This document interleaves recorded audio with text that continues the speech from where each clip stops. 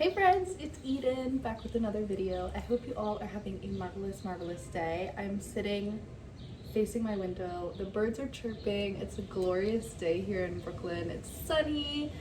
The wind is whistling through the trees. Life feels good. I have just come up on my 1 year in New York City. May 1st of 2025 was when I moved here. It's not when I moved into this apartment. It took me a while to find this place when I was house hunting, but it was when I came to the city on the bus for the first time and knew that I would be living here, which is really an exciting and marvelous thing that I've wanted to do since I was 10 years old. So, in the spirit of that, I wanted to take some time to reflect on the 12 things that I've learned in the last year living full-time in New York City, one thing for every month. I hope you enjoy, and I hope that it rings maybe a little bit true for you, regardless of where you are geographically in life, in the universe. I also just want to be extremely clear. This is a super personal video to me. This is what my experience has been like living in a new city, not so much in New York, but life in general at 26, moving to a big city, pursuing acting, the things that have come up for me. I also do want to acknowledge that I live a very privileged existence and have the opportunity to have a home and food and water and full-time jobs and other part-time jobs and gig work as an actor, and those are things that make my experience very specific. So although you might not relate to all of these things, I'm also not trying to speak for anyone else. This is just me, and you might resonate with some of it and you might not, and either one is okay, because you know what? Regardless, this is how we're feeling. Also, please ignore my little babies over here. The way I'm trying to film this in 10 minutes and get out the door to meet my family. Okay, number one, the bus is the peak mode of transportation. If you do not agree, I'm sorry, your opinion is invalid. But to ride above ground to get to your next location, peak luxury. Also, the bus is free. Like, let's be real. Walk past that scanner, live your bliss, girl. It is a rare experience for me to get to take the bus. I'm always on the train. And you know what? Shit gets really crazy on there sometimes. It's like you'll be having your literal worst day and then the mariachi band comes on. I'm like, this is beautiful and also haunting, and two things can be true at once. I'm also modeling this video after an essay I put on my Substack. So if you all would like to follow me along on Substack, that'd be a slay. My username is Sermons on the Ordinary. So you can find my page on there. I only have a couple articles, but you know, I'm trying to stay consistent amidst late stage capitalism and commit to my creativity, but that shit is hard, so. Number two, transition is hard and scary and overwhelming. Let it be all of those things. Something I learned in moving here, let me be real, I had like the biggest mental breakdown of my life last July after being here for 2 months and house hunting the whole time and trying to figure out what the fuck I was doing and facing so much rejection, not only in my career path, but in like setting up a life, which can be alarming and difficult and hard. What I learned is that the key is to feel it. Masking it or trying to change it will never make it better. Feeling it is the only way through. Girl, as they said, we're going on a bear hunt. We can't go under it. We can't go over it. We gotta go through it. Okay, number three, lean into connection. Sometimes that pit in your chest is actually just loneliness. What? In a city full of people, connection can still be so hard to find. I found myself a lot of the times, and still do, feeling so overwhelmed and overstimulated by everyone around me and so disconnected from the world and the people. Building community networks is half of what will save us, if not all. And finding that in this city requires intentionality and care. And I think just in adulthood in general, in life in general. And I say this and I'm like, girl, have you even done this today? No, but I'm trying to be more intentional about it. Living where my feet are and inviting the world in around me has been a game changer. Number four, home is found in many places. Home is not a singular thing. And I am learning that it's okay if spaces you want to feel like home don't feel like that yet. It takes a long time to cultivate a space you feel comfortable and safe in, and a community that will embrace you within that. And you can be gentle with yourself on that process. It's okay to just sit with the nostalgia and feelings of missing something that you don't have anymore, while also committing to building a life in a new space. But that liminal moment in between can be so fucking hard to exist in. But going back to number 3, it will pass. So finding the community and the people that you align with is half the battle. Ooh, number 5. This one I am learning every day, girl. Every day. Okay. You are not meant for other people's dreams. Let me say that again. You are not meant for other people's dreams. I'm talking to myself. I'm talking to you. I'm talking to everybody. Turns out they were right when they said that comparison is the thief of joy. You are in the exact place you are meant to be. You are in the exact place you are meant to be. Trust that all you desire is on its way. It is just waiting for the perfect moment. And what I'll tack onto that is it's waiting for you to be ready. I continue coming back to the question, if everything I wanted in my life, if all my dreams came true today, would I be ready for that? And to be quite honest, for the last year, the answer was no. My mental health was scattered. I didn't have a foundation to my life. I didn't feel the value of myself or my talents or what I bring to the table. And slowly, I have come to understand most of those things, and I'm still constantly understanding them every day, let's be honest. That's a never-ending thing. Reminding myself that everything I want is on its way. If my dreams are on my heart, if your dreams are on your heart, they are there for a reason. They have been placed there. If you are really called to do something, it's inevitable.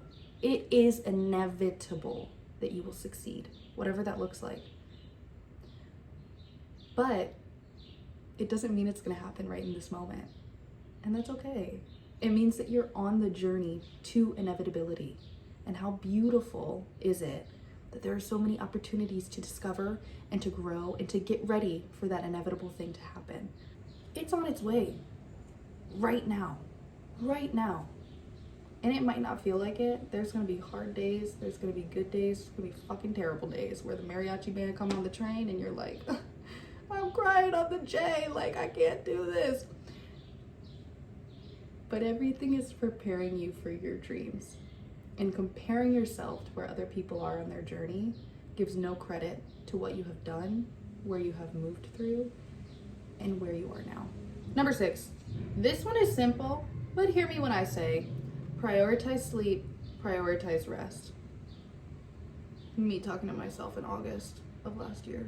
Mama, go to bed. Go to bed. Actually, me talking to myself this last week as I stayed up every night till 4 a.m. watching Off Campus. If you know, you know. Lord. But it is, okay, I gotta get that foot out of there. I'm gonna have to bleep that out. It is exhausting to live in a city like this that is so overstimulating and overwhelming, where you're walking all the time, where you're constantly out in the sun or the frigid cold. Oh, Lord. So go to bed. Get your 8 hours. Prioritize your rest, and know that if you are feeling burnt out, it is probably because you need to sleep and take a beat and pause. And again, this goes back to the previous thing that I learned, which is stop comparing yourself. When you rest, life feels a lot easier, and the things you want and the places you're going should be filled with fun on the way to get there, and at least some ease. Not everything has to be hard, and it's okay to rest and let go of the things you think you need to be doing. Girl, you need to go to bed. Number 7. This one's really hard for me. Ask for help. And more importantly, be real with yourself when you need it. Like I said, July of 2025, girl, if you know, you know. We were down bad. We were down so fucking bad, it was crazy. And I was so down bad Because for the months of May and June, and honestly the year leading up to that, and also like the 26 years before, I had not been real with myself about where my brain was at, where my body was at, where my soul was at, and what I needed. And what I needed was Prozac and Wellbutrin. Love her girl. But what you need might be something completely different. And I'm not saying it needs to be medication. That's just like what it was for me. But knowing when you need to pause and when you need to reach out with people is a sign of maturity and growth and healing. And it's also a sign of care and love for yourself and the trust in the relationships around you. Number 8, mama, nobody cares. Nobody gives a fuck. Okay, people are not judging you as much as you think. It is very important to learn to let go. That is something I am continuing to learn every day. Every day. I'm like, actually, everyone is minding their business. And if they're not, that's their problem, not yours. It is a beautiful thing to live in a city with 8.5 million people because I feel a sense of anonymity that I have never felt before. Like, okay, New York is small, so actually I run into the same people a lot. But also, they're minding their business, so they don't care. You are probably never going to see half of the people around you.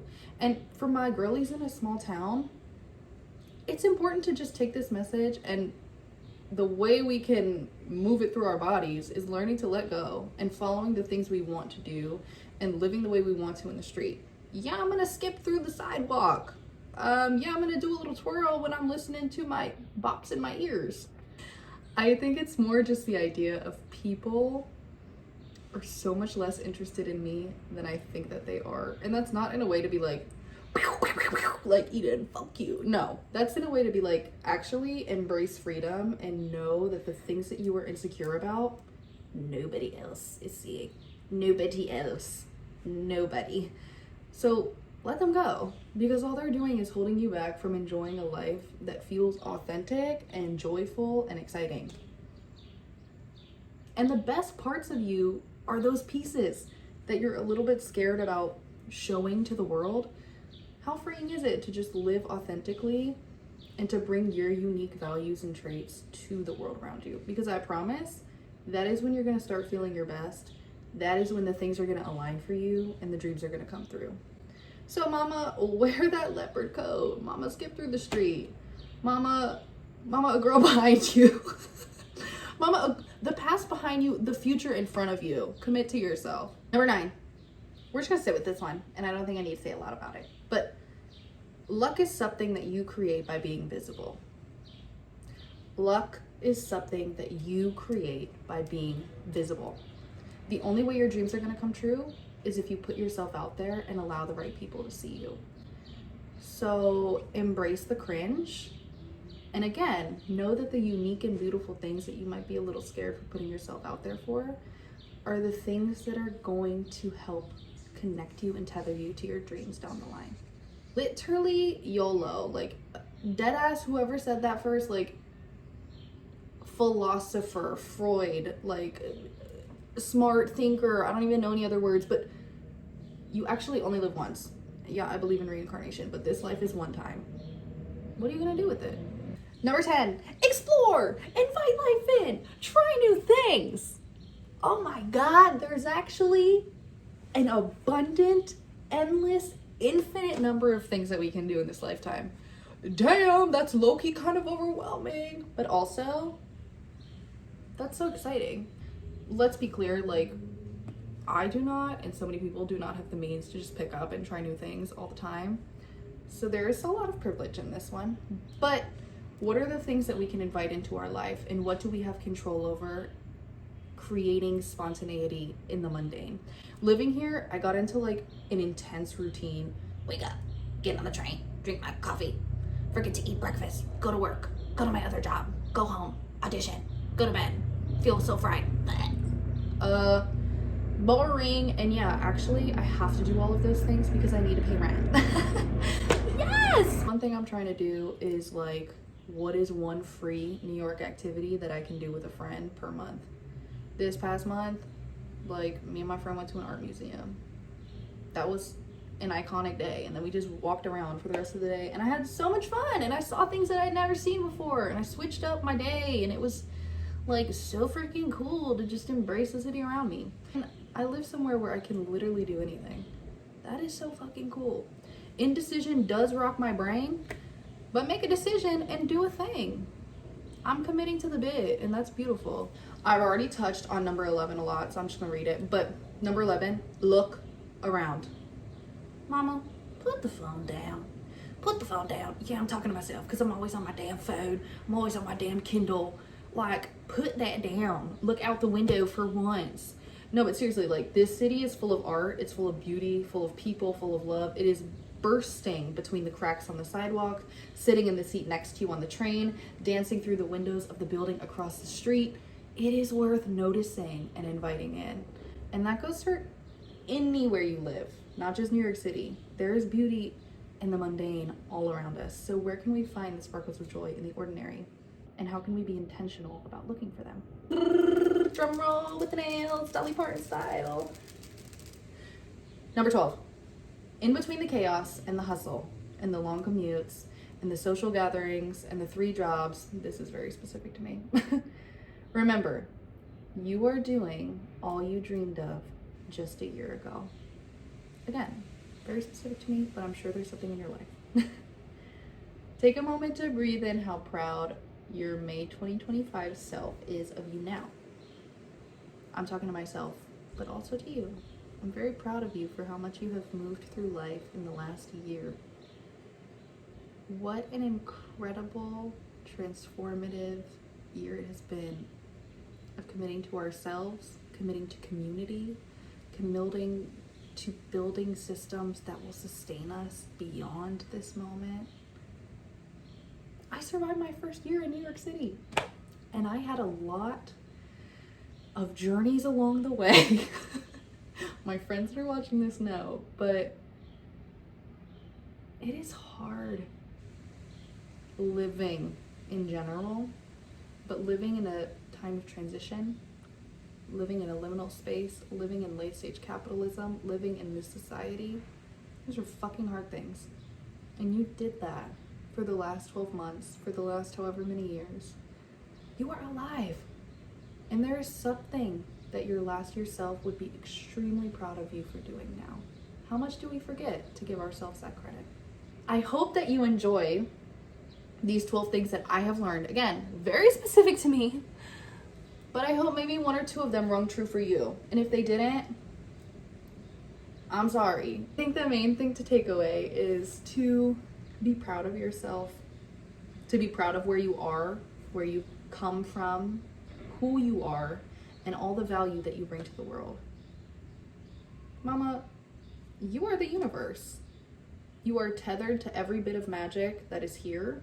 There is nothing to change in this moment except to look down at where your feet are and then put your head up and realize how far you've come. So, all that to say,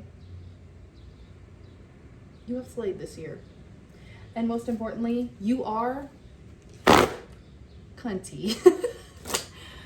I'm so proud of all of you. And I'm proud of myself. What the hell?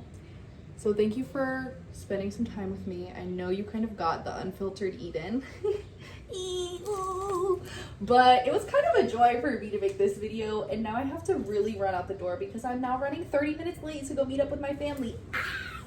So I'm gonna go do that. I'll see you next Sunday with a weekend with my family in the city. Boom, boom, boom, boom, boom, boom, boom, boom, boom, boom, boom, boom, boom, boom, boom, boom, boom, boom, boom, boom. Dirty bit. All right. Have a good day. I'm so proud of you. You did that.